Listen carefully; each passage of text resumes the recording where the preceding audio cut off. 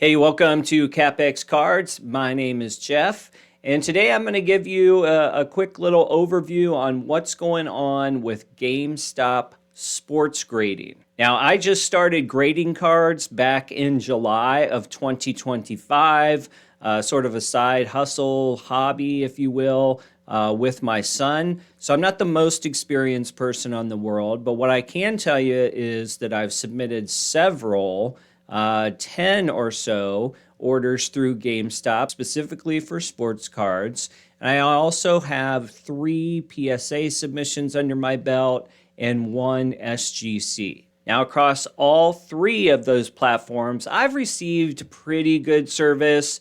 Obviously, we have the delays that are super big in the hobby right now.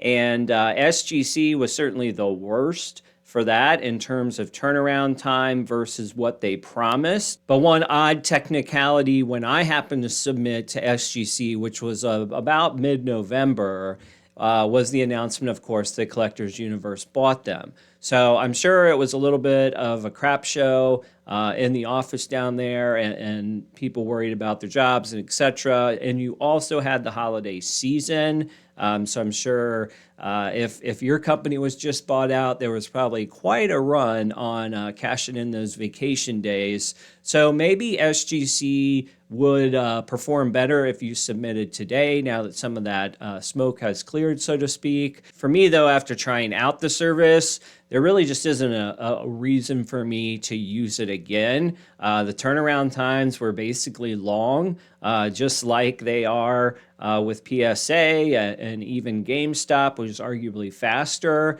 And then, of course, the values for the cards. Everybody knows that SGC cards typically don't command the same prices. But if you're sitting through the same wait times with SGC, I really don't see a ton of value in using their service. It was a little bit cheaper on a per card basis. You can go back and see my SGC video. I'll link to it down below. But at the end of the day, I didn't see a lot of reason to choose them going forward. Now, as far as the PSA Direct service, which is where I ship my cards directly to them, there's no middleman. And interestingly enough, me sending cards directly to PSA actually took longer in all 3 instances than the average wait time that I have at GameStop. It also costs more per card, and it also costs me more for shipping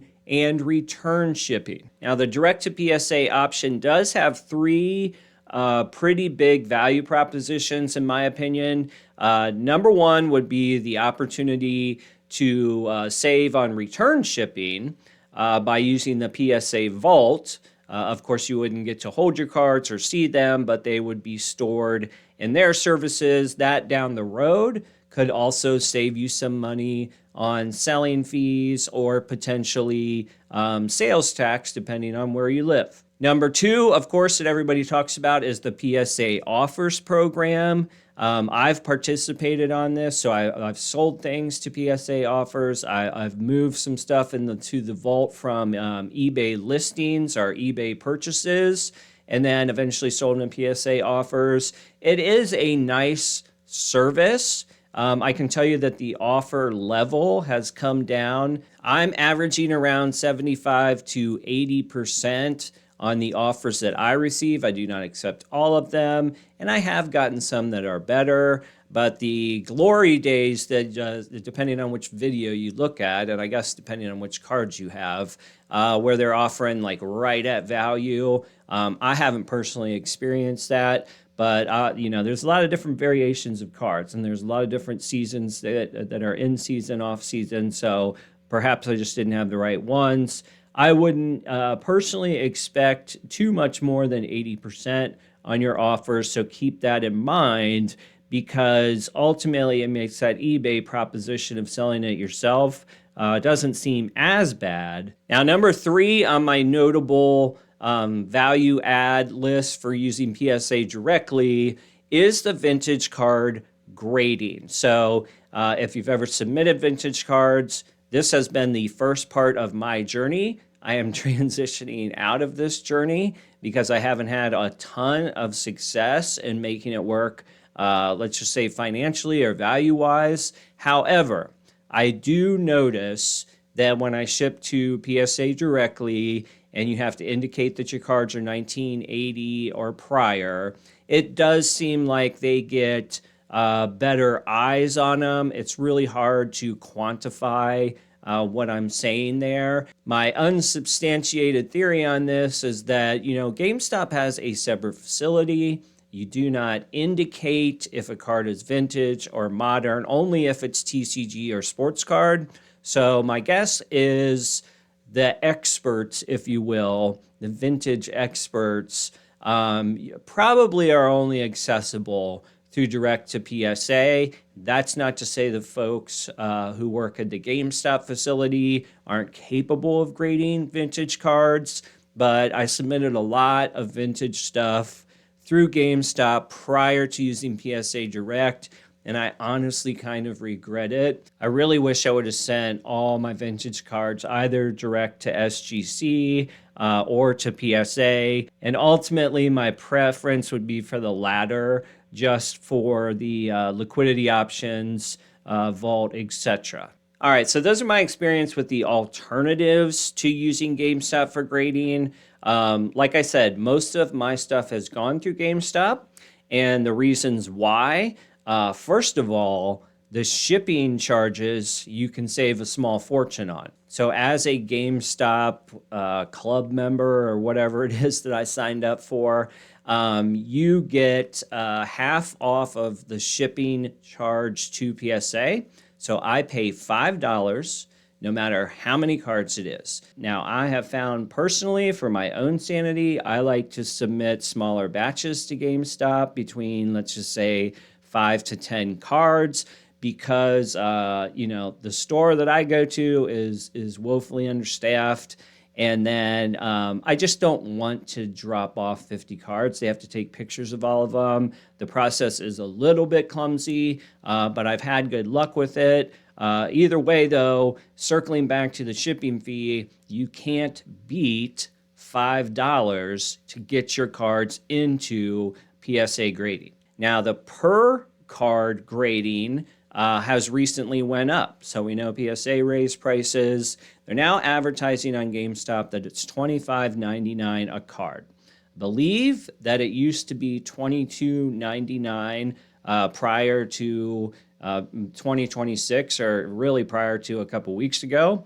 All right, now flipping over here to my GameStop account, one of the biggest benefits to using GameStop, at least in the past, was I was averaging like a 50 to 60 calendar day turnaround, almost like clockwork. I would get stuff back pretty quickly. So just to show you how that world has changed, though, for the worse, this order of October 2nd, so I dropped it off in the store on October 2nd, and you'll just have to believe me because there's no receipt for the picked up, but I got it back on December 2nd. All right, so that was 60 days. On this October 12th order, I picked that up from the store on December 11th. So right on the same pace of about 60 calendar days. Like, screw business days for a second. We're talking about 2 months straight up calendar days.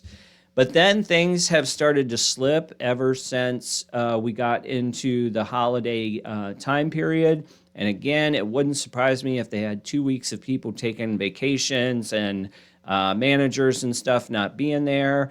But this order from October 21st, which was 9 days later that I took it into the store, that didn't come back until January 12th, which is obviously a huge jump, right? It goes from 60 days to roughly 90 days, 80 to 90 days. But unfortunately, I think the worst is yet to come or be settled out, because this order that I dropped off on November 20th is still being looked at. So it's not in the mail. It will not be here tomorrow Today is February 12th. And if you go in here, let's see if it shows you.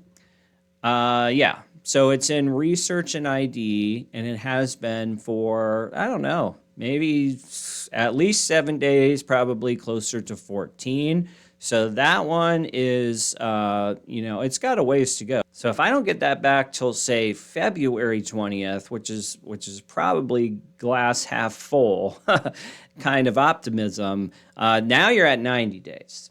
So the big reason that I really did enjoy GameStop is I was sub 60 days on a ton of this.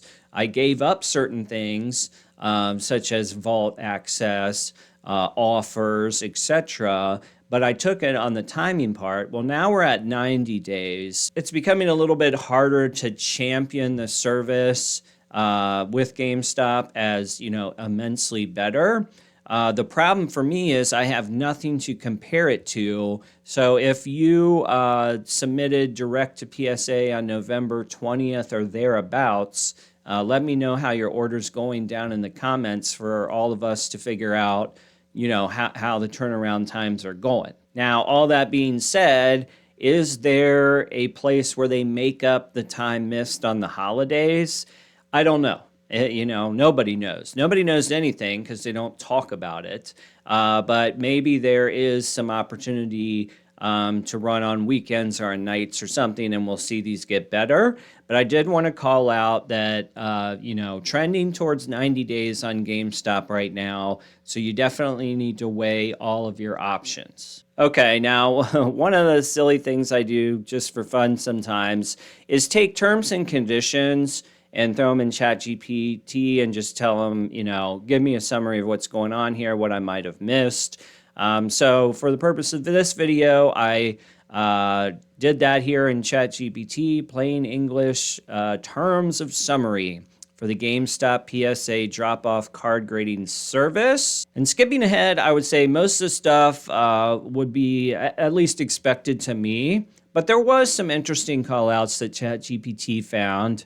So in case you didn't know, this is a no cancellations, no refunds service. So if, PSA rejects the card, the outcome isn't what you wanted, whatever it is, as soon as you pay for it and they take your card, or they take your cards and prepare them for shipping to PSA, there is no cancellations, there is no refunds. Now, in terms of lost, stolen, damaged cards while in GameStop's possession, they may pay compensation, which is capped. That is maximum insured value of $500 per card. So right off the bat, this is pre-grading, by the way. Don't take a $600 card into GameStop. And that's actually a good point, too.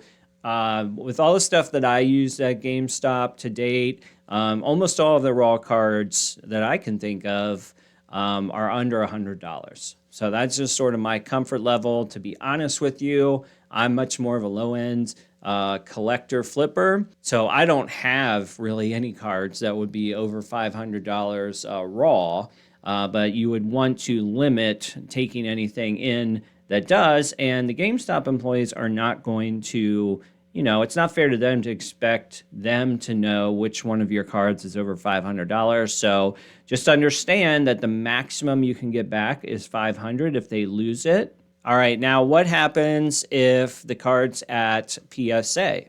If damage happened with a third party, you're basically stuck with their deal. They say they're not liable outside of GameStop custody control, and if a third party caused damage, GameStop can negotiate a resolution, and you agree to accept it as final. Now, that doesn't say that they won't pay you, but you have to think about the fact that it gets on a FedEx truck and gets to PSA. Obviously, all the stuff happens at PSA, then it gets on a FedEx truck and comes back to GameStop. They're not saying they won't give you anything, but they're saying they will offer you something. You have to negotiate your own resolution. Finally, and this is a really good one to know, the abandoned goods policy. If you don't pick up your cards within 30 days after they notify you, ownership automatically transfers to GameStop. you waive any ownership, possession, compensation claims. GameStop may resell the goods and keep all proceeds. Any storage after that is at your own risk and expense. So as you can see, ChatGPT says this is one of the harshest clauses in the whole doc. Now, I would assume most people are excited to go pick up their cards after they've been graded by PSA. But what if something odd happens? You have some bad luck or a medical problem or something, and you cannot even get there within 30 days. And sadly, in that case, it transfers ownership to GameStop after 30 days. All right, so that's an overview of my experience with GameStop sports card grading. I tried to balance it out to give you guys some other things to think about before choosing where you're going to drop off your cards. Now, as far as what I'm going to do looking ahead in 2026 between PSA Direct and GameStop, over the short term, I'm probably going to split some stuff up again, maybe 50-50. I think GameStop is still wildly more affordable across the board, particularly when you get stuff shipped back to you. I also cannot stand the signature requirement from FedEx from PSA because FedEx tracking sucks really bad, and they give you basically fake days that they're going to be there. Like if they say they're going to be there, this is FedEx, by the way. If they say they're going to be there on Tuesday, and let's just say you work from home that day or just try to stay close to the house, can't tell when they're in the vicinity.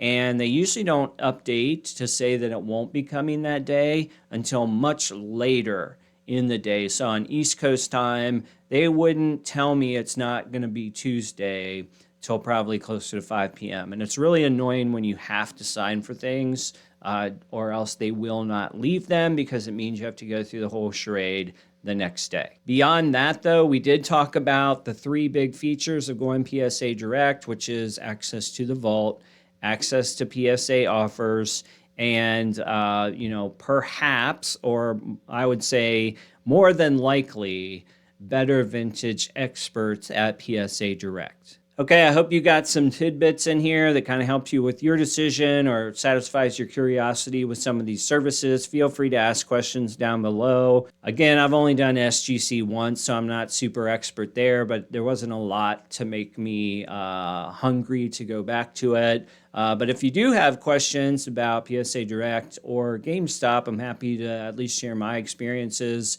Just leave them in the comments below. And of course, give the video a like. We will see you on the next video.